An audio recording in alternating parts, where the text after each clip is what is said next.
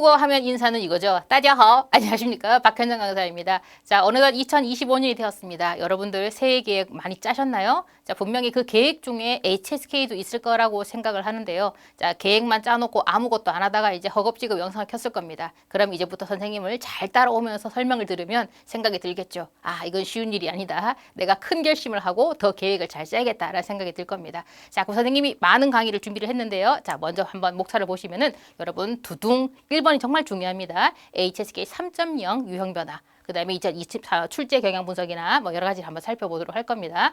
자, 여러분 생각할 겁니다. 3.0은 도대체 뭔가요? 그러게 말입니다. HSK가 생기고 나서부터 이때까지 이제 변화가 이제 세 번째라는 것을 의미하는데요. 선생님은 이 세 개를 다 겪어봤네요.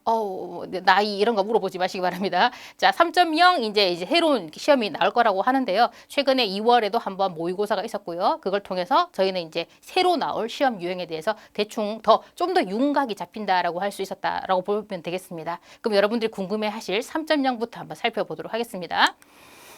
아마 5급이 처음인 학생들은 또 이 설명이 조금 어색할 수 있긴 하겠습니다만 한번 잘 따라와 주세요. 일단은 기존 시험보다는 속도나 어휘 등이 약간 이제 좀 난이도가 상승을 했다. 속도가 빨라졌다. 그리고 어휘가 어려워진 것도 있지만 일단 양이 많아졌다. 그러면 기존의 어휘의 수준을 지킨다고 하더라도 일단 양이 많아지면 우리는 그걸 소화를 할 수가 없으니까 이제 여러분들 관점에서 보자면은 이거 어렵다라는 생각이 들 수 있을 겁니다. 근데 호랑이 때 물려가 정신만 바짝 차리면 되거든요. 정신 바짝 차리면 됩니다. 하지만 시험장에서는 혼미하다는 거. 자, 일단 상승을 한 거라고 보입니다. 그래서 여러분들은 조금 더 마음가짐을 단단히 잡으셔야 돼요.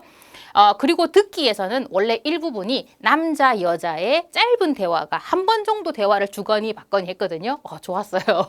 근데 그게 끝났어요. 어떡하죠? 그래서 예전에는 남녀 한 번에 끝이었다면 이번에는 남녀 혹은 남녀 이런 식으로 사람을 살살 약 올리더라고요. 그래서 여러분들의 더 대화 내용을 파악하기가 힘들 수 있다. 하지만 그 흐름 속에서도 키워드만 잘 잡아내면 문제는 풀 수 있다라는 것도 잊어버리지 마시기 바랍니다. 그리고 중요한 건 기존 시험에서는 그러니까 텍스트로 보게 되면 한 시험 한 세 줄 정도의 단문 듣기. 그러니까 여러분 선생님이 볼 땐 단문이지만 여러분이 볼 때는 이제 장문 듣기라고 할 수 있는 그 듣기 문항이 조금 더 길어졌습니다. 길어졌다는 것만으로도 여러분들은 힘들어할 거다. 그래서 전반적으로 어려웠다라고 말할 수 있는 겁니다. 근데 제가 나중에도 말씀드리겠습니다만 시험은 유형이 바뀌었을 때가 제일 쉽거든요. 그래서 준비하면 선생님 저는 그때 시험 보겠습니다라고 하면은 뭐랑 똑같으면 다이어트랑 똑같습니다. 그래서 나중에 뭔가 준비되면 그때 다이어트를 하게 되면 그때는 이제 평생 못하는 거잖아요. 시험이라고 하는 것들은 맘먹었을 때 그냥 바로 이제 여러분 계획으로 옮겨서 빨리 급수 따는 게 좋겠다라고 하는 거 보면 좋겠습니다. 겁을 주고 있기도 하지만 중요한 건 여러분들에게 빨리 용감하고 과감하게 행동하라라고 하는 것이 포인트다라고 하는 걸 잊지 마세요. 자, 독해 영역이라고 하는 게 뭐냐면 여러분 독해 영역에서는 4급의 그런 영역이 있었죠. 4급의 독해 2영역 보시면 A, B, C 문장이 있어요. 그 문장을 논리적 순서에 맞게 배열하는 것들을 여러분들이 경험을 해봤을 겁니다. 그 유형이 확장이 된 거죠. 그래서 4급에서는 한 문장 4급은 또 한 문장 아니기도 했어요. 끝날 때 뭐 쉼표로 끝나고 이런 문장들도 있었거든요. 근데 5급에서는 이제 한 문단 혹은 뭐 2줄 정도 되는 문장 정도를 이제 논리적 순서에 따라서 배열하는 게 좀 늘었는데요. 이것도 결국 접속사로 해결할 수 있는 부분도 있지만 분명히 어느 부분에 있어서는 해석을 해야지만 풀 수 있는 부분이 늘었다라고 하는 것도 잊어버리지 마시기 바랍니다. 그래서 독해 해석하는 거 좋아하고 잘하시는 분들에게는 이게 희소식, 그다음에 접속사나 눈치로 보통 때려 맞추려는 학생들에게는 비극 이렇게 해야 된다고 생각하시면 되겠습니다. 됐죠? 자, 그리고 여러분들이 정말 좋아하는 게 장문의 순서 배열이거든요. 그러니까 나는 어제 신촌에 가서 밥을 먹었다라는 문장이 있다면 그걸 쪼개놓으면 그걸 배열을 하는 거죠. 퍼즐 맞추는 것처럼 재밌거든요. 그래서 중독성이 강해서 거기를 헤어나오지 못하죠. 맨날 그것만 공부해. 근데 없어진대요. 아이고 두둥 없어진다고 합니다. 근데 저는 이게 개인적으로 여러분 댓글 달지 마세요. 알겠죠? 개인적으로 저는 이게 좋다고 생각하는 게 여러분들이 순서 배열을 잘하는데 장문을 못 하거든요. 그럼 이게 순서 배열이 여러분의 작문 실력으로 이어지지 못한다면 사실상은 좋은 시험 문항은 아니다라고 생각했던 것이 저희 개인적인 의견입니다. 공격은 반사. 이렇게 보도록 하겠습니다. 그래서 순서별 문제가 없어지고요. 이제 여러분들이 이제 자기의 중국어 실력을 드러낼 수 있는 없는데 그죠? 드러낼 수 있는 글을 쓰셔야 됩니다. 그래서 이제 모의고사 나왔던 게 뭐냐면 친구에게 나 휴대폰 살 건데 휴대폰 살려면 어떻게 하면 좋겠어? 라고 했을 때 이제 그거를 이제 관련된 거를 물어보는 거, 관련된 거를 한 100자 정도 쓰셔야 됩니다. 100자는 생각보다 짧거든요, 여러분. 그죠? 그러니까 100자 정도 되는 거니까 간단하게 뭐 모양, 뭐 모델이라든지 뭐 브랜드라든지 뭐 이런 것들, 색깔이라든지 이런 것들 들어갈 수 있겠죠. 생각해보면 뭐 색깔, 모델 이런 것들은 기존 5급의 필수 어휘에 들어가 있던 거고, 그 다음에 듣기에도 엄청나게 많이 나왔기 때문에 여러분들 그 기출 문제를 반복해서 공부하신 분들은 이런 단어를 쉽게 떠올릴 수 있을 거라고 생각을 합니다. 또 단어가 떠오르는 거하고 또 쓰는 건 또 별개이긴 하지만요. 두 번째가 이제 골치 아픕니다. 의견 서술. 나는 의견이 없는데. 그죠? 밥 먹을 때도 의견이 없어서 그냥 누가 시키면 나도 미투 이렇게 했었는데 이제 자기 의견을 서술하라고 합니다. 당신의 실패 경험 하나를 서술하시오. 실패한 거 떠올리기 싫은데 또 그걸 서술하라네요. 그죠? 이제 이런 것들이 어려울 수가 있는 게 실패란 단어에서 알 수 있다시피 약간 추상적이죠. 그리고 약간 여러분들이 개인적 의견을 쓰다가 보게 되면 여러분들이 이제 뭐 이렇게 쓸 게 없을 때도 있지만 쓰기 시작하게 되면 이제 여러분들이 이렇게 문장이 그 배열이 어긋난다라거나 적합하지 않은 어휘를 쓰는 경우가 정말 많기 때문에 이 부분에 있어서는 사실은 조금 성적을 받기 어려울 수도 있다. 그러면 이제 여러분들이 아마 여기 실생활 작문 이쪽 부분에다 좀 더 주안점을 두면서 실력을 이제 이 부분까지 확장하는 식으로 가야 될 거고, 그죠? 그런 식으로. 아니면 사실 솔직히 이런 것들은 나중에 여러분들이 뭐 면접이나 이런 걸 대비해서 이런 것들은 솔직히 이렇게 문장 같은 거를 많이 외울 수 있거든요. 그런 외운 것들 중에서 나오면 땡큐다. 이렇게 생각하시면서 공부하시면 좋겠습니다. 좋은 문장을 쓰는 거는 암기로부터 시작된다라고 하는 걸 잊어버리지 마시기 바랍니다. 여러분 작문은 무에서 유를 만드는 게 아니고요. 유에서 유로 가는 거예요. 있던 작문, 좋은 글에서 그걸 잘 참고해서 내가 그걸 잘 옮겨 쓰는 것이지 내가 없던 걸 쓴다. 그죠? 그 다음에 내가 그 문제를 받으면 쓰겠다라고 하는 것 자체가 기본적으로 잘못된 생각이다.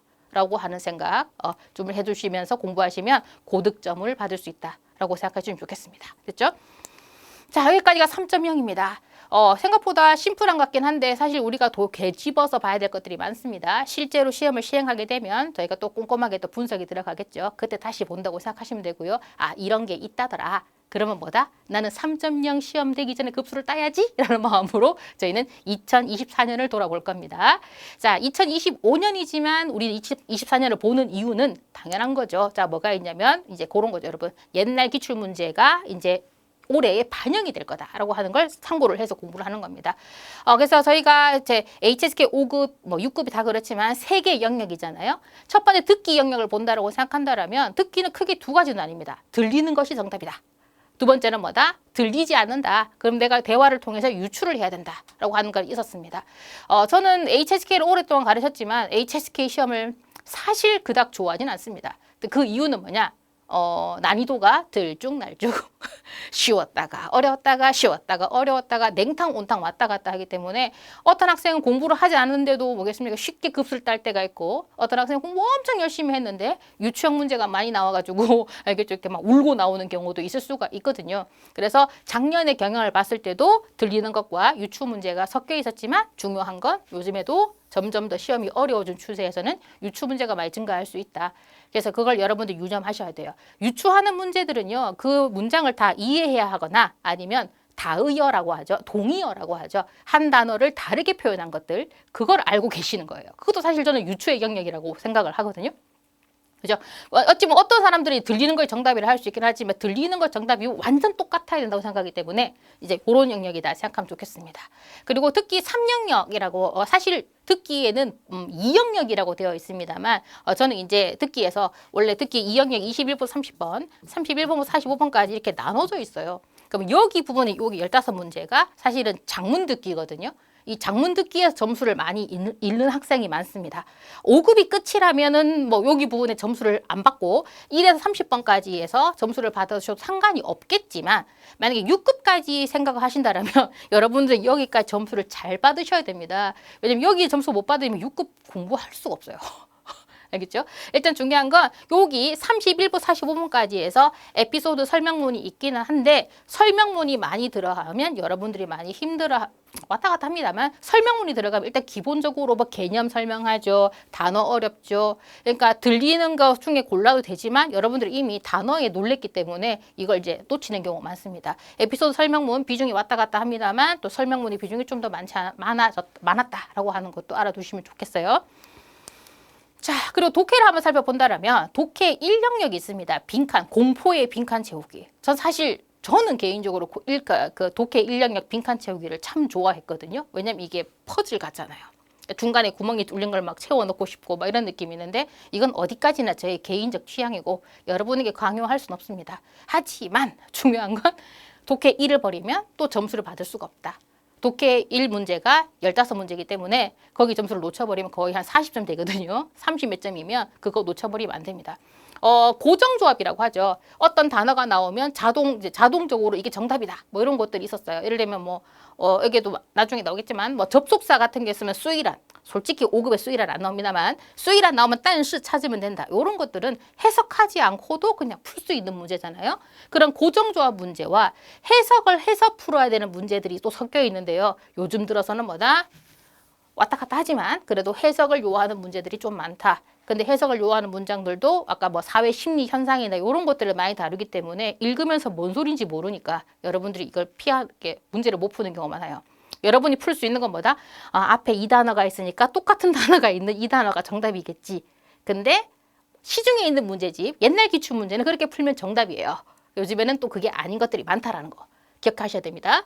그리고 이제 이게 뭐냐면 이건 독해 2영역인데요. 독해 2영역 같은 경우에는 나중에 저희가 기출문제 풀겠습니다만 지문을 읽고 올바른 걸 고르는 문제입니다. 그래서 이것도 고르는 문제도 OX 문제도 그냥 같은 문장이 있네. 그러면 이제 같은 문장 보이면 정답으로 고르면 되는 거지만 이것도 유추형 문제가 이것 OX 문제에서 이것도 유추 문제가 좀 많아지고 있다라고 생각하면 좋겠습니다.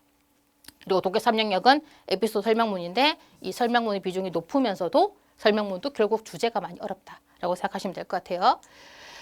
자, 쓰기. 솔직하게 말씀드리면 여러분들이 쓰기를 제일 싫어하거든요. 근데 쓰기만큼 공부하기 좋은 게 없어요. 왜 그러냐면 작문 1의 순서 배열, 어순 배열이라고 하죠. 이 어순 배열은 제가 봤을 때 단어 몇 개를 제외하고는 근 한 10년? 한 10몇 년간 난이도가 그렇게 변하지 않았다고 생각하거든요. 그래서 이제 듣기 많이 어려졌고요. 독해 많이 어려졌지만 작문 1은요. 거의 한 10몇 년하고 비교했을 때 거의 난이도 차이가 별로 없습니다. 그래서 이거는 여러분들 시중에 있는 문제집을 풀거나 그래도 그냥 똑같이 전문 점수를 받을 수 있어요. 풀던 문제집의 점수가 그냥 내 실제 점수다라고 봐도 무방합니다. 독해 작문 2영역 같은 경우에는 95번, 99번이 문제가 단어 5개를 제시하면서 5개를 이용해서 100자를 작문하는 거거든요. 이제 여기부터 학생들이 많이 포기를 하죠. 5개 중에서 이제 공부를 안 한 학생들은 아는 게 2개밖에 없어요. 뭐 이런 경우도 있고요. 이제 그러면 심각한 겁니다. 적어도 3개는 알아야 된다고 생각하거든요. 근데 3개도 알아야 되는데 그걸 가지고 논리적으로 이제 연계를 못 하니까 그게 문제인 건데요.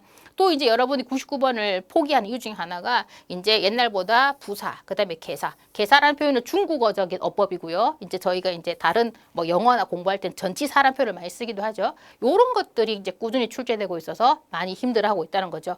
or, 至今 이런 거, 即使, 自从. 自从이라고 하는 것도 좀 조심해야 될 게 여러분들이 뭐뭐로부터라고 생각을 해서 총하고 똑같다고 생각하는 경우가 많거든요. 그죠? 그 중요한 건自从이라고 하는 거 영어로 표현하는 다음에 since로 표현하기 때문에 과거의 어떤 시점으로부터 이제 언제부터가 되는 거죠. 그래서 예를 들면 총민팅카이슈는 가능하지만 自从明天 이런 것들은 안 되거든요. 그래서 한국어적 어법으로 접근하시게 되면은 이 낭패를 보는 단어가 많아졌어요. 그래서 여러분 또 이런 얘기 하게 되면 그래서 난 역시 99번은 공부 못해. 99번은 포기야. 이게 생각할 수 있을 겁니다. 근데 끝까지 포기하지 마시고 99번은 어떻게 공부를 하시냐면 나중에 작문 2영역에 보신 100번 문제가 그림 작문이거든요. 그럼 여러분들이 만약에 문제집이나 학원을 다닌다거나 공부를 하시면 템플릿이 있고 모범 답안이 있어요. 그 모범 답안에 사실 선생님들이 공부를 많이 하시기 때문에 이게 이런 좋은 어휘들이 많이 녹아 있습니다. 그걸 그대로 외우셔야 돼요. 근데 여러분들은 이 단어 어렵네 빼야지 이거 빼야지 그러면서 모범 답안 일부러 100자 만들어놨는데 어려운 단어 빼가지고 80자 60자 만들어버리니까 점수가 안 나오는 거죠. 그러니까 저는 학생들을 가르치면서 좀 답답했던 게 뭐냐면 쌤 이거 너무 어려워요 이렇게 쓰면 안 돼요. 써도 돼요. 근데 그렇게 쓸 때는 내가 점수가 깎인다는 거를 다 감수해야 되는 거잖아요. 근데 어떤 학생들은 이렇게 쉽게 쓰고 나서 좋은 점수를 받기 원한 거. 이게 이제 문제가 된다는 겁니다. 그래서 99번 이렇게 말하면 포기하라는 얘기가 아니고요. 이런 거를 이제 마지막에 공부를 해서 마지막에 점수 올리는 수단으로 쓰시면 되는 겁니다. 그래서 99번 같은 경우에는 이거는 나중에 하겠지만 장문 2형의 그림 100번 그림 장문에 템플릿 암기라든지 모범 답안을 암기를 해서 그 좋은 문장 안에 녹아있는 이런 단어들 외우다가 이런 단어 보이시면 형광펜 긋는 거죠. 빨간펜 긋는 거죠. 이거 이렇게 쓰는구나. 쓰고 있다가 이런 것만 따로 이제 공책에 정리해 준다라든지 그렇게 해두는 거죠. 계속 읽잖아요. 그럼 여러분 입에 붙습니다. 여러분들 노래 좋아하잖아요. 뭐 랩이든 무슨 가도 좋아하잖아요. 그러면 계속 듣다 보면 어느 순간 내가 흥얼거리고 있는 걸 알 수가 있잖아요. 중국어도 그렇게 하면 됩니다. 그렇게 시간 들이지 않고 급수를 따기를 원하는 것이 가장 큰 문제라고 생각합니다. 꼰대. 그죠? 맞아요. 자, 이렇게 될 겁니다. 자, 그리고 이제 다시 한번 크게 본다라면, 일단은 어휘로 먼저 본다라면 6급 어휘가 출연되었습니다. 또 여러분들이 공부 안 할 이유가 등장했네요. 6급 어휘가 나타났는데 나 5급 안 할래. 여러분, 그게 6급 어휘가 다 나온다는 게 아니라 일부 문제에서 상당히 정답과 직결되게 나온다는 겁니다. 그래서 6급 어휘가 나온다는 건 좀 신경을 써라. 그러니까 5급 단어를 더 간단하게 잘 외우면 6급 단어에도 흔들리지 않을 수 있다라는 걸 말하고 싶은 겁니다. 그리고 6급 어휘 출연해가지고 정답으로 이어지는 거는 맞추는 것은 고득점자입니다. 여러분들은 아직까지 이제 걸음마 단계잖아요. 이거는 그냥 참고용으로만 알아두시기 바랍니다. 계속 선생님 말 들으면서 공부 안 할 이유만 세고 있는 학생들이 많은 것 같습니다. 자, 두 번째는 이거 정말 중요한 건데요. 다이어 혹은 동의어. 동의어가 나올 수 있겠네요. 동의어의 중요성이 많이 증가되고 있습니다. 그래서 옛날에는 완전히 똑같이 나왔거든요. 지금 똑같이 안 나오는 경우가 많아요. 그래서 보게 되면 그런 거죠. 뭐 우리나라 쓴다면 아내와 와이프 이런 것들요. 이런 것들 전처럼 많이 나올 텐데 뭐 차비에 이게 6급 단어입니다. 차비에 밑에 한번 나오겠지만 차비 한자 읽으면 차별. 나랑 차별하지 마세요. 이거 아니에요. 뭐 인종차별 이런 거 아닙니다. 이거는 차이라는 차이, 다름이란 뜻이에요. 이런 단어. 그런 것들 러러 외할머니죠. 그죠? 외할머니인데 이게 와이프라고 표현하는 것들을 골라내야 듣기 문제 같은 걸 풀 수 있습니다. 이거 가지고 독해 문제는 안 나와요. 이건 보통 이제 듣기로 나오죠. 러버 하게 되면 아내, 이걸 치즈라고 하는 건 알 것 같거든요. 느낌상. 근데 의외로 모르더라고요. 생각보다. 그다음에 첸쉬, 쉬신 이런 거 조심하세요. 한자 읽으면 허심이니까 어떤 학생 허심탄회하게 이렇게 외우거든요. 아닙니다. 겸손하다라는 의미죠. 이런 단어는 이렇게 단어 꼬리 물면서 공부를 해두시면 훨씬 더 외우기 좋습니다. 요것도 어디 많이 나오냐면 겸손하다죠. 듣기에 아까 말씀드렸지만 실제로는 2영역이지만 선생님은 편의상 3영역으로 부르는 그 장문 듣기에서 마지막에 교훈. 그 다음에 독해 문제에서 마지막에 교훈을 나타낼 때 사람은 겸손해야 된다라고 하는 그 덕목으로 많이 등장할 텐데요. 지문과 ABCD 선택지에는 다르게 나올 수 있는 단어다. 알아두시면 좋겠습니다. 이게 제일 골치 아픈데요. 한중의 의미 차이 나는 단어가 빈출되는데요. 여러분들이 시중에 판매되고 있는 문제집 중에서는 보면은 가끔씩은 이제 단어가 이제 복사해서 붙여넣기처럼 돼가지고 한국어적인 의미가 들어가는 데가 있습니다. 펀비에 보시게 되면 분별하다라고 적혀있는 단어도 꽤 많은데요. 펀비에라고 하는 것은 부사로서 각각 따로따로라는 뜻이거든요. 그죠? 그래서 펀비에, 펀펀이라고 하는 것도 이거 조심하셔야 돼요. 펀펀 한자 발음이 분분하다인데 맞아요. 근데 그 사진 찾아보시면 일은 펀펀에서 의견이 분분하다라고 많이 나와 있습니다만 그거는 의미로 봤을 때 6급에서 많이 빈출되는 의미 항목이고요. 이제 6급에서 5급에서는 펀펀이라고 하는 건 잇따라 하나 둘씩 보통 이렇게 많이 쓰거든요. 펀비어, 펀펀 라이더 하게 되면 하나 둘씩 다 뭐 펀펀 라이더 자오를 하게 되면 하나 둘씩 다 교실로 찾아왔다 이런 식으로 보통 많이 쓰이거든요. 이런 거 조심하셔야 돼요. 차비 말씀드렸죠. 요거 5배 진짜 많이 나옵니다. 토로 해버리면 투입하다라는 의미도 물론 있습니다만 몰입하다, 돌입하다라고 많이 나온다는 거죠. 그래서 토로 쉐시하면 공부에 몰두하다, 몰입하다 이런 의미로 많이 나오거든요. 요거 정말 빈출 단어고요. 조심하셔야 됩니다. 쉬신 아까도 말씀드렸죠. 허심탄회하다 아닙니다. 아닙니다. 꼭 선생님이 수업 시간에 겸손하다 가르쳐줘도 이게 뭐야? 그러면 허심탄회하다 이렇게 말하는 학생들이 있어가지고 선생님이 혈압이 계속 올라갑니다. 그죠? 그 다음에 보시면은 이제 이렇게 될 텐데 그래서 여러분들 어휘를 보실 거면 여러분 어쩔 수 없어요. 그러니까 실제 수업 시간에 실제 학생들이 뭐라고 하냐면 선생님 단어 외울 시간이 없습니다라고 합니다. 없을 거예요. 그래도 중요한 거 뭐냐면 빈출 어휘는 정리를 하셔야 됩니다. 어디서? 좋은 교재에서. 그다음에 좋은 선생님을 만나야 되죠. 저처럼.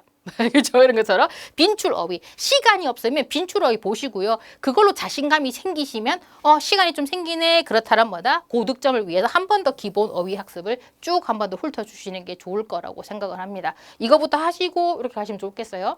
그 다음에 이 빈출 어휘도 저는 개인적으로 ABC 순서 배열보다는 카테고리별로 나눠진 게 좋습니다. 그래서 보면 요즘에 시중에 나와 있는 뭐 어휘책 보게 되면은 카테고리가 많이 나와 있어요. 그거부터 먼저 빈출 정리하시고 나머지 단어를 한번 훑어보시는 게 도움이 될 겁니다. 알겠죠? 빈출 어휘로 잘 정리하셔서 모의고사 점수가 잘 나오기 시작하게 되면 자신감이 붙고 욕심이 생겨요. 그럼 그때는 요거 막 술술 막 외워집니다.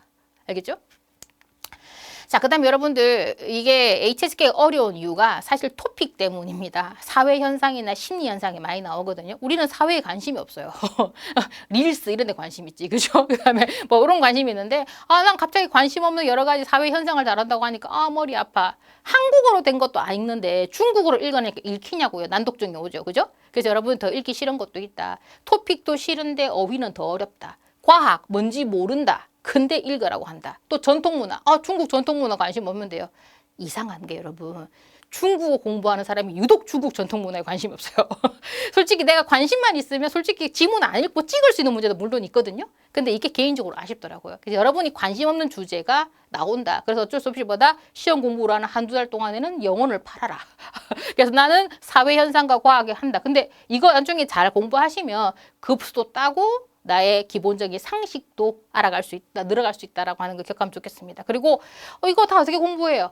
기출이 좋은 선생님이 될 겁니다. 그래서 기출 문제를 다독하세요. 그러니까 기출 문제 모든 걸 다 읽으라는 게 아니라 나중에 더 언급을 하겠습니다만 기출 문제 풀다 보면 여러분이 유독 안 읽히는 지문이 있을 거고요. 그다음에 유독 많이 틀린 지문이 있을 겁니다. 그거는 제발 답만 찾지 마시고요. 그 지문은 조금 더 많이 여러 번 읽어보시고 해석도 해보시고 회독을 해보시기 바랍니다. 왜냐하면 그런 지문들 여러분이 많이 틀리는 지문들이 대부분 다 사회현상, 과학, 전통문화에 다 몰려 있거든요. 근데 이런 지문을 다 언제 또 다 찾아가지고 또 많이 읽어보겠습니까? 많이 읽어보지 않아도 이런 것만 계속 읽다 보면 같은 패턴입니다. 그래서 문제집을 계속 뭐 돈 주고 살 생각하지 마시고요. 좋은 문제집을 사셔가지고 진득하게 보시는 게 좋습니다. 솔직하게 말하면 제 학생 중에 한 명은 지금 뭐 취직까지 했습니다만 그 학생은 중국어를 배운 지 엄청 오래됐거든요. 왜냐면 제가 고등학생 때부터 봐가지고 취직까지 했으니까 십몇 년이 지났잖아요. 근데 그 오랜 세월이 지나고 나서 다시 공부해도 예전에 나온 문제집을 다시 여러 번을 풀더라고요. 근데 똑같이 점수가 나와요. 6급에 막 270 몇 점 이렇게 나오더라고요. 뭐 기본 실력이 좋은 것도 있긴 하겠습니다만 그 실력 좋은 애가 문제집을 여러 번 풉니다. 이게 우리에게 뭐겠습니까? 지금 우리가 생각해 볼 만한 문제라고 생각을 합니다. 이런 것들은 기출 문제를 잘 활용하라. 알겠죠? 그리고 뭐 또 딴 얘기 이렇게 될 수 있긴 하지만 제가 아는 좋은 공부 잘하는 학생들 보니까 수학의 정석을 몇십 번을 풀더라고요. 알겠죠? 그래서 기출 문제가 좋은 선생님이다. 이렇게 보시면 되겠습니다. 자, 그리고 아까도 앞서도 말씀드렸지만 여러분들이 그런 거 얘기 많이 합니다. 시험 치고 나면 학원에서 풀던 문제랑 달라. 문제집이랑 풀던 게 달라. 네, 맞아요. 왜냐면 이게 시험 문제가 계속 바뀌고 있는데 그걸 업데이트하기가 조금은 이제 시험지가 이렇게 문제집이 좀 따라가기 힘들 수가 있을 겁니다. 그래서 약간 난이도 차이가 납니다. 근데 아까도 말씀드렸죠. 옛날 문제집 풀어도 급수 잘 나오는 사람은 잘 나옵니다.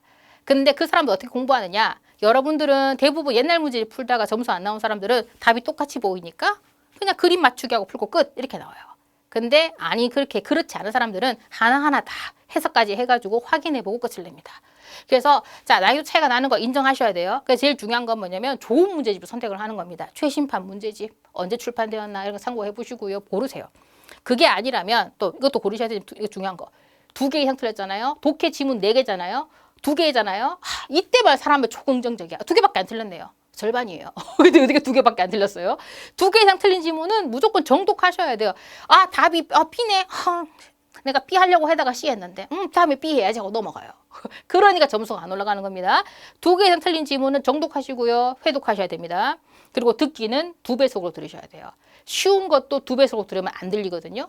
2배속으로 듣는 연습을 하다 보면 시험장에서 녹음이 이렇게 뭐겠습니까? 늘어진 테이프처럼 들리면서 문제가 쉽게 들리는 그런 효과가 날 수 있을 겁니다. 그러면 여러분들의 문제집을 잘 활용할 수 있다. 그리고 한 번 푼 문제집도 이렇게 풀게 되면 2번, 3번 풀 수 있다. 돈 안 들이고 공부하는 방법 중에 하나입니다. 됐죠? 자, 이제 총평, 그러니까 설명이 많았어요. 3.0도 봤었고, 이제 2024년에 이런 것이다. 맞습니다. 자, 그럼 저희가 실제로 한번 들어가 볼 텐데, 2024년 기출문제를 통해서 한번 2025년을 대비 한번 해보자고요. 자, 먼저 한번 듣기를 한번 살펴보도록 하겠습니다. 솔직히 선생님이 체크를 해놓은 부분이 정말 중요한 부분인데요. 자, 보세요, 여러분. 이렇게 나옵니다. 幸亏送来的及时不然 이렇게 나왔습니다. 아, 다행이야. 제때 갖다 줘서. 그렇지 않았으면 이렇게 나오죠. 뭔가를 갖다 줬나 봐요. 그랬더니 是啊, 多亏了, 多亏가 덕분이다. 이렇게 나왔죠. 갖다 줬나 봤더니 잘 보게 되면 交警的帮助也得感谢라고 나옵니다. 交警은 교통경찰이죠. 교통경찰이 수행했으니까 아마 물건을 갖다 준다기보다는 환자라든지 뭔가를 이렇게 이송하거나 이런 것들이 많았을 거라고 생각합니다. 자, 내용을 잘 이해 못해도 다음에 여러분들이 문제 풀 정말 중요한 건 幸亏不然多亏 이 조합이 정말 중요한 거예요. 아, 다행이야. 안 그랬으면 이랬을 텐데. 뭔가 나빴을 텐데. 이렇게 되겠죠. 그랬더니, 덕분이지 뭐. 덕분이야. 땡큐. 알겠습니까? 이건 내용을 못 알아들어도 여러분 다음에 문제를 맞출 수 있는 공식과도 같은 거거든요. 이거는 진짜 십몇 년째 계속 나오는 문제인데 틀리는 사람은 또 꾸준하게 틀립니다. 알겠죠? 이렇게 나올 텐데 실제 문제가 뭐냐? 男的此刻是什么心情? 남자는 이때 어떤 기분이냐? 이렇게 나올 겁니다. 그럼 여러분들이 생각을 하겠죠. 어떤 사람은 알아들었어요. 땡큐니까 간시에. 그죠? 자, 실제 정답은 간지. 됐죠? 간지 또 찾아보시면 감격하다 이렇게 나왔을 겁니다. 자, 그렇게 외우지만 그런 뜻도 없는 건 아니지만 간지 그냥 간시에 한국어 의미 붙이지 마시고 그러니까 동의어처럼 암기해 두시는 게 문제 풀 때 훨씬 도움 될 겁니다. 알겠습니까? 자, 요거 정리하시면서 幸亏不然多亏 알겠죠? 그리고 여러분들 幸亏多亏 이거는요. 독해 아니죠. 그 순서배열, 장문의 순서배열에서 정말 잘 나오는 이 단어 중에 하나니까요. 이 문장 몇 번 읽어두시면 나중에 그 순서배열도 머릿속으로 생각하지 않고 쭈루룩 쓸 수 있을 겁니다. 됐죠? 요거 암기 꼭 해주세요. 그리고 싱코 이런 단어도 99번에 등장한 적이 있다라고 하는 거 체크하면 좋겠습니다. 됐죠? 자, 이렇게 나옵니다. 这部小说相当不错. 자, 요 나중에 이 단어도 나중에 열심히 보셔야 돼요. 이 소설 상당히 괜찮다. 꽤 괜찮다. 人物对话充满了 인물의 대화가 充满了智慧和哲理. 자, 智慧. 잘 못 보는 단어죠. 哲理. 잘 못 보는 단어입니다. 사실 5급 필수 단어에 없을 수 있습니다. 자, 보시면 여러분 이 단어 같은 경우는 읽을 줄 알아야 돼요. 그죠? 자, 일단 보세요. 자, 지혜와哲理 한자 보려면 네이버 찾아보면 천리 이렇게 나왔어요. 철학적인 겁니다. 철학적인 이치가 상당히 가득 넘쳐난다. 让人印象深刻. 아, 이거 나오면 좋았을 텐데. 정답이 印象深刻면 여러분 정답률은 상당히 높습니다. 여러 가지 지혜롭고 철학적인 게 많아서 내용이 많아서 정말 인상 깊은 것 같아 라고 했더니 자, 이렇게 내용이 나옵니다. 자, 대화를 제가 삭제했어요. 질문입니다. 你的是如何评价这部小说的? 여자는 이 소설을 어떻게 평가하고 있습니까? 우리가 말하고 싶은 정답은 好. 그죠? 이 소설 좋아요라고 말하고 싶을 겁니다. 이 내용은 사실 자, 동일한 단어가 들립니다. 동일한 단어가 들리지만 여러분들 이 단어를 읽을 수 있느냐가 관건이 될 수 있겠죠? 그죠? 자, 그러고 보시면 후요절이 철학적 이치가 풍부하다. 상당히 철학적이다. 이게 정답이었는데요. 이런 것들은 이제 사실 거의 비슷하게 나와 있지만 여러분들 이 단어를 읽을 수 없으면 문제를 풀 수가 없습니다. 그래서 제가 나중에 한 번 더 설명드리겠지만 듣기를 공부할 때 제일 중요한 것은 A, B, C, D 선택지에 있는 것을 반드시 읽으면서 마무리 지으셔야 돼요. 그래서 여러분들이 특히 기출문제에 있는 A, B, C, D는 단어 다 정리하시면서 한 번씩 읽으면서 마무리하셔야지만 다음 시험에서 이런 걸 맞출 수 있습니다. 이런 것들은 기출을 통해서 공부하셔야 되지. 그죠? 필수 단어에서 이제 언급되지 않는 것도 많다라고 하는 거 기억하면 좋겠습니다. 자, 아까 이게 나왔던 문제죠. 主任,我妻子做了个手术. 어우, 이런 그죠? 제 아내가 수술을 했습니다. 我想跟你请几天假. 며칠 휴가 좀 내려고 하는데요. 在医院照顾她. 며칠 휴가를 내서 병원에서 그녀를 돌보려고 합니다. 자, 밑 대화가 더 있었습니다만 삭제했습니다. 问,男的为什么请假? 남자는 왜 휴가를 청하려고 합니까?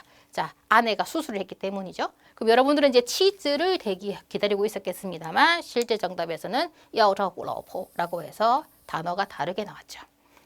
그죠? 자, 보시면 아까 보시게 되면은 나왔습니다만 첫 번째는 간지라는 건 유추를 좀 해야 되는 거고요. 두 번째 같은 경우에는 단어가 똑같이 들리고요. 여기 같은 경우에는 단어가 동의어로 나왔습니다. 다른 유형인 거죠. 이런 것들은 여러분 이렇게 한번 살펴보시면 좋겠습니다.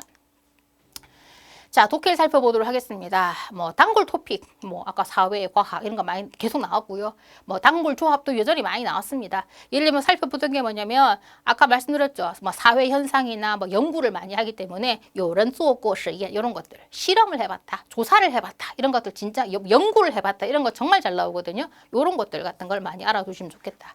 그죠? 첫 번째 시작의 도입부 같은 경우에는 이렇게 시작되는 게 많습니다. 뭐 실험도 있지만 띄어차, 뭐 조사하다 이런 것들 수 있겠죠.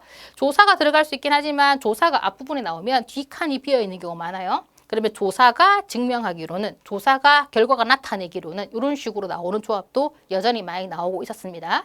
그 다음에 뭐 이거는 뭐 없을 수가 없어요. 현대인의 그 고질병이죠. 스트레스. 알겠죠? 스트레스가 나오면 이게 스트레스가 빈칸일 수 있지만 스트레스는 생기고 증가하고 좀 약간 완화되고 좀 풀어지고 이런 것들 같은 경우는 고전적으로 잘 나오고 있었다. 그래서 이런 것들은 손쉽게 문제를 풀 수 있었다. 근데 이런 것만 얘기하려고 저희가 특강을 하는 건 아니죠.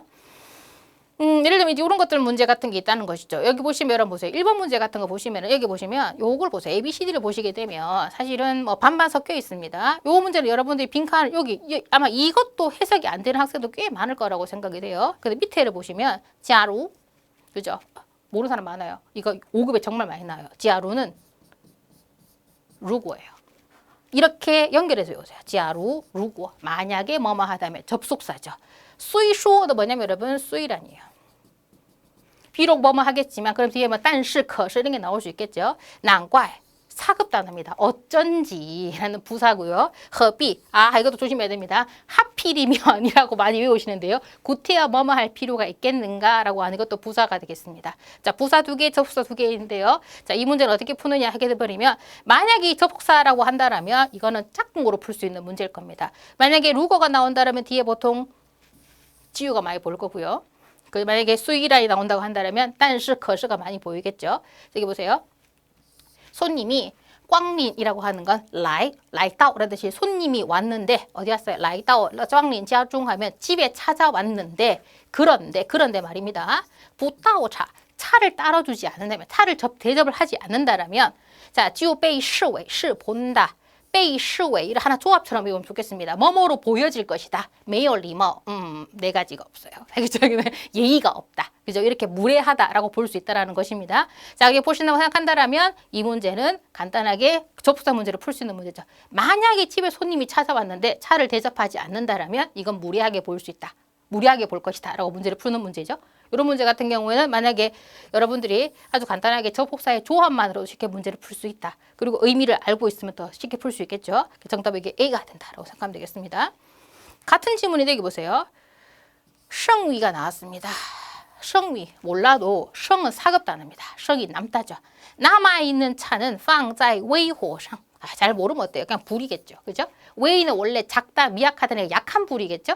근데 약한 불 몰라도 문제를 풀 수 있습니다. 남아있는 차 몰라도 남은 차를 불에다가 올려놓고 알겠습니까? 데운다 라는 뜻이겠죠. 맞습니까? 데운다라고 되어 있는데 이건 사실 문장형이었는데요. 이 문장에 사실은 이 단어를 모를 가능성이 클 겁니다. 그래도 문제는 풀 수 있습니다. 이걸 모른다고 치더라도 자, 차를 불에 올려놓고 데운다. 사람들은 언제라도 마실 수 있다는 뜻이죠. 취는 가져다가 마실 수 있다는 뜻인데 이건 아마 EBN을 몰라도 문제를 풀 겁니다. EBN 자체는 6급이죠. 이는 为了, 是为了, 뭐뭐 하기 위해서 方便, 그래서 편리하다죠. 그러면 차를 올려놓으면 사람들이 차를 올려놓는다. 이것은 뭐를 의미한 것이다? 사람들이 편하게 아무 때나 갖다 마시기 편하게 하기 위해서다. 이렇게 문제를 푸는 거죠. 그래서 이 문제를 많이 어려워했겠지만 사실상은 이걸 몰라도 문제는 어떻게든 풀 수는 있습니다. 근데 알면 좀 더 개운하게 문제를 풀 수 있다라고 하는 것이죠. 그죠? 이렇게 된다고 생각하면 되겠습니다. 여기도 보시게 되면 이런 게 6급이 있었다. 근데 몰라도 문제는 풀 수 있다. 그죠? 흐름만 잘 파악하시면 됩니다. 자, 독해 이형 가도록 하겠습니다. 자, 어떤 학생들은 독해 이형 풀 때 아주 정신없이 푸는 학생들이 많아요. 어떻게 푸냐면 이거 찾아봐야지, 이거 찾아봐야지, 이거 찾아봐야지 막 이렇게 팔아 하니까 시간이 엄청 지나가고 이제 문제도 틀리는 경우가 많습니다. 왜냐면 시간 지나가면서 이미 집중력이 흐트러졌으니까요. 하나씩 읽으면서 푸는 게 제일 좋습니다. 일단 저는 개인적으로 이렇게 의미 항목에 ABCD에 이렇게 수치가 나오지 않으면 수치는 기본적으로 읽질 않습니다. 별로 중요하지 않으니까요. 그 숫자 보는 거 쉽잖아요. 넘어가세요. 중국의 농업부에서 파부 샤오시 소식을 발표하면서 말하길, 소식을 발표하길 가끔씩 번역하면 번역체가 있어요. 중국은 장차 치동. 자, 치동 모르면 어때요? 그죠? 6급 단어입니다. 뭔가 움직이게 될 것이다. 가동하게 될 것이다. 자, 마링수 모를 수 있습니다. 모르면 비슷한 거 찾아보시면 됩니다. 마링수는 감자죠. 감자의 자, 뭐겠습니까? 그런 곡식화, 주식화 전략입니다. 주된 곡식이니까 주식화 전략을 가동하게 될 것이다. 자, 그러면 보세요. 어떤 학생은 마링수 나오고 뒤에 주식 나오니까 오케이 정답은 D 이렇게 풀었습니다. 뭐 나중에 D가 정답인지 살펴보겠습니다만 예전 문제집이나 예전 문제는 이렇게 풀어도 정답이 많았습니다. 요새는 이렇게 풀면 정말 망합니다. 그래서 아까 말씀드렸죠. 옛날 문제집을 풀고도 정확하게 확인하면서 문제를 푸신 학생들은 고득점이 나옵니다만 옛날 문제집을 이런 식으로 문제를 푸시게 되면 점수가 안 나오고 시험막 나오면서 에이, 알겠죠? 시험 문제지가 이상했어. 이런 식으로 보통 욕하게 되는 것이죠. 알겠죠? 욕먹을 사람은 자기 자신이에요. 자, 그 단계에서 가겠습니다. 그러면 추진한다. 왜냐면 바가 나오죠. 감자를 짝공청 뭐로 가공한다. 자, 여러분 저는 이제 이런 문장 보호가 나오면은 만약에 A, B, C, D에 또 보이지 않으면 넘어갑니다. 이거. 만약에 해석할 수 있으면 해석을 하고요. 만약에 모르는 단어다 하면은 마음 편하게 넘어가세요. 됐죠? 만토라고 하는 거 알죠? 우리나라 만두 말고 찐빵, 소 없는 거. 그 다음에 이제 국수. 그 다음에 요런 거 등. 자, 주식과 주식의 어떤 항목으로 할 것이다. 자, 보세요. 또 나옵니다. 마링수. 마링수. 지양, 장차 될 것이다. 될 것이다. 자, 이 문장 보고 나왔죠? 모르면 어때요? 이거의 또 하나의 자, 뭐겠습니까? 주식이라고 나올 겁니다. 그죠? 본다라면 자, 마링쇼 장가될 것이다. 요거 등에 이거 말고 이거 외에 이게 등이 아니라 이거 외에 또 하나의 주식이라고 해서 마링쇼는 미래에 장차될 것이다. 정답이 D였네요. 제대로 푼 사람도 맞았지만 어떻게 대충 찍은 사람도 맞출 수 있는 문제였다고 생각을 합니다. 근데 문제를 대하는 태도가 나중에 그 고득점과 다른 점수를 만들어낸다라고 하는 걸 잊어버리지 마시기 바랍니다. 여러분들은 또 말씀드렸지만 이런 문장부 앞에 있는 이런 단어들에서 막 헤매면서 못 나오면 또 이제 다른 점수를 읽게 될 수 있는 거니까 여러 가지 우리가 살펴볼 수 있는 문제다라고 생각하시면 되겠습니다. 자, 그리고 쓰기 영역인데요. 100번 문제는 그림 문제인데 그림 문제는 좀 옛날보다는 그림이 좀 디테일해진 바도 있긴 하지만 그래도 별로 달라지지 않습니다. 요즘에 예를 들면 이런 그림 문제가 나온 솔직히 이런 문제는 솔직히 4급에서도 많이 봤을 거라고 생각합니다. 왜냐하면 4급에 보게 되면 머리가 아프다라든지 팔이 아프다 이런 거 많이 나오거든요. 그러면 땡땡 텅더리하이라고 하는 문장들을 아마 모범 답안으로 외우신 분들은 예를 들면 워쭈이진 뭐겠습니까? 도우텅더리하이라는 하게 되거나 이런 문장을 쓰시게 되면서 이렇게 쓸 수 있을 것 같다고 생각이 들거든요. 그리고 이런 문장들은 뭐 일이나 건강이나 삶의 밸런스 이런 문제들은 문제집에 모범 답안으로 잘 나와 있으니까 이걸 잘 외워두시면 문제의 점수를 받는데 큰 지장이 없다라는 거. 그래서 이런 문제를 가지고 점수가 안 나온다라고 하시면 안 됩니다. 알겠죠? 왜냐하면 저는 학생들이 가끔씩 뭐 이렇게 상담 같은 거 할 때 이렇게 장문을 이 정도 받았습니다 하게 되면 좀 답답할 때가 조금은 있거든요. 그죠? 이런 것들 기억하면 좋겠습니다. 자, 그래서 2024년 5급 아까도 말씀드렸다시피 여러분 원고얼 질선이라고 해서 자, 옛것을 자, 원은 따뜻하다가 아니라 복습한다는 뜻이거든요. 옛것을 복습을 해서 새로운 걸 배우면 됩니다. 2024년의 경향이 이랬으니까 옛날 문제집이나 이런 24년 문제를 잘 복습을 하시면서 새로운 걸 잘 공부하신다라면 잘 적용하신다라면 2025년 HSK 3.0까지는 아니겠지만 3.0 전의 시험을 New HSK라고 하거든요. 그 New HSK를 획득하는 데는 큰 문제가 없을 거라고 생각을 합니다. 됐죠? 그래서 여러분들 2025년 마지막 솔루션 드리겠습니다. 최대한 빨리 급수를 따시기 바랍니다. 왜요? 3.0이 다가오니까. 3.0에서 아까 말씀드린 장문에서 여러분들의 의견을 서술하는 것들 맞아요. 그러니까 솔직 뭐 어찌 보면은 그 5급의 지금 시험에서 100번 그림 문장에 있는 장문들을 외워도 여러분 잘 활용 가능하긴 하겠지만 새로운 유형 자체가 이제 여러분들이 어려울 수 있겠죠. 3.0 오기 전에 빨리 따세요. 그리고 내가 기다리다가 어쩌다 보니까 3.0을 치게 됐어요. 그래도 빨리 따세요. 왜냐면 시험이 바뀌었을 때 출제자들이 이제 시험을 보는 사람들의 그 레벨을 대충 설정할 때 설정을 잘 못하는 경우가 많아서 시험 문제가 쉽게 나와요. 지금 치고 있는 UHSK는 시험 초반에 이게 과연 5급 시험이 맞나, 이게 6급 시험이 맞나 할 정도로 정말 쉽게 나왔었거든요.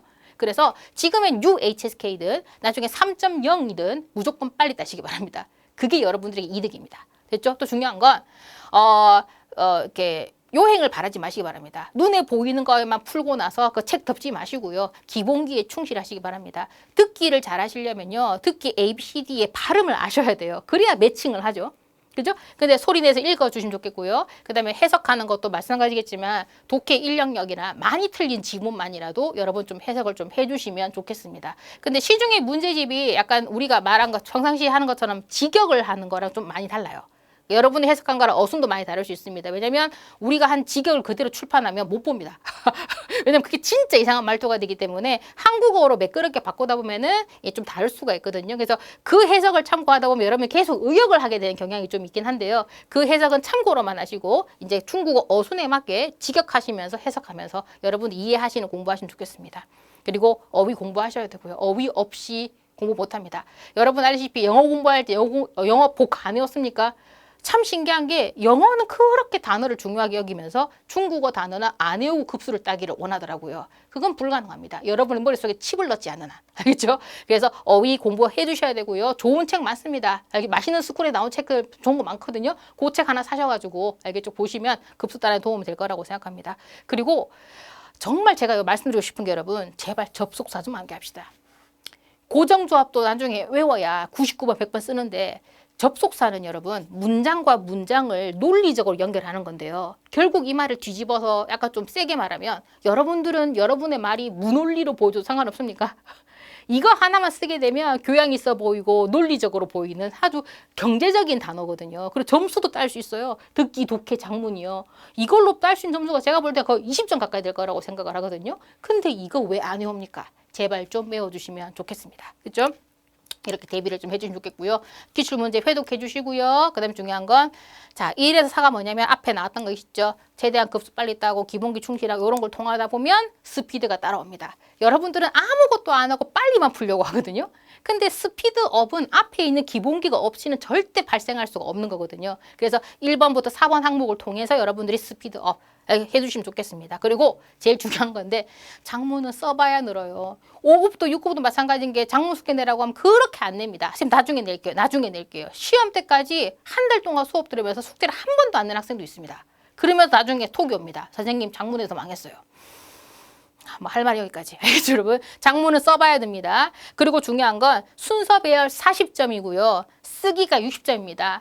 40점 중에서 보면 대부분 학생들이 8개 중에서 막 6개 맞춰요. 근데 계속 이것만 공부해요. 이거 맞춰서 2개 더 맞는 거 해서 얻는 점수랑 99, 100번 해가지고 얻을 수 있는 60점이랑 비교하면 어느 게 더 여러분에게 도움이 되겠습니까? 이렇게 말을 해도 학생은 순서 배열을 하고 있습니다.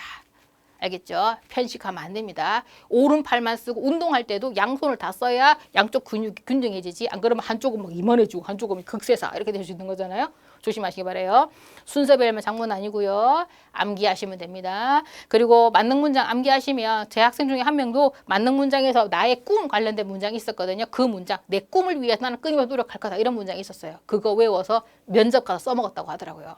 만능 문장 여러분 HA 점수 올려주고요. 여러분을 취직시켜줄 수도 있어요. 너무 약을 파네요. 알겠죠? 아무튼 여러분 인생에 도움 될 거니까 장문 좀 제발 좀 더 공들여서 암기해 주시면 좋겠습니다.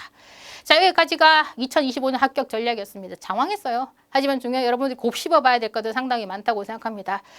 여러분들 꼰대를 싫어하겠지만 중요한 건 꼰대들이 세상을 이렇게 잡고 있습니다. 그 이유는 거기에는 많은 이유가 있을 거라고 생각합니다. 공부에는 약간 뭐랄까 정보의 길을 걷는 게 저는 낫다라고 생각을 하거든요. 그래서 꼼수는 어느 정도 기본기가 쌓였을 때 부리는 게 꼼수이지 처음부터 꼼수를 부리면 다 망할 수가 있다는 거 꼭 기억해 두시고요. 빨리 급수를 따시면 좋겠습니다.